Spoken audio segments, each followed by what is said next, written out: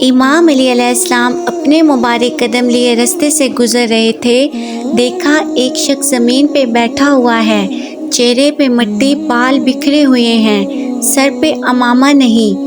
امام علی علیہ السلام قریب آئے اور کہنے لگے، اے بندہ خدا، کیوں بے حال ہو کے بیٹھے ہو؟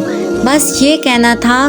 وہ شخص رونے لگا اور رو رو کے کہنے لگا، یا علی شیر خدا، آپ اللہ کے ولی ہیں، میں ایک حقیر انسان ہوں، آپ کا عشق، آپ کا کردار پاک ہے، اور میرے ہر قدم قدم پہ کوئی نہ کوئی خواہش اور گناہ شامل ہے، یا علی میری مدد کریں۔ امام علی علیہ السلام نے کہا، اے بندہ خدا، اللہ اپنے نیک بندوں کی دعا رد نہیں کرتا، پوچھو کیا پوچھنا چاہتے ہو؟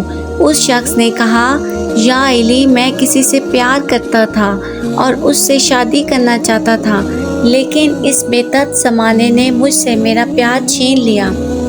آج کل مجھے ایسا لگتا ہے جیسے کسی نے میرا دل نکال دیا ہو، میری مدد کریں، کوئی ایسا عمل بتائیں، کوئی ایسی دعا بتائیں جس سے میرا پیار مجھے مل جائے۔ تو امام علی علیہ السلام نے کہا، رو نہیں، اللہ پہ بھروسہ رکھو، اگر تم اپنا پیار چاہتے ہو تو ہر فجر کی نماز کے بعد جب تک سورج کی روشنی طلوع نہ ہو تب تک یا ودودو یا ودودو یا رحمانو یا اللہ، یا حکیمو یا حکیمو یا ودودو یا اللہ کا ورد کرتے رہو۔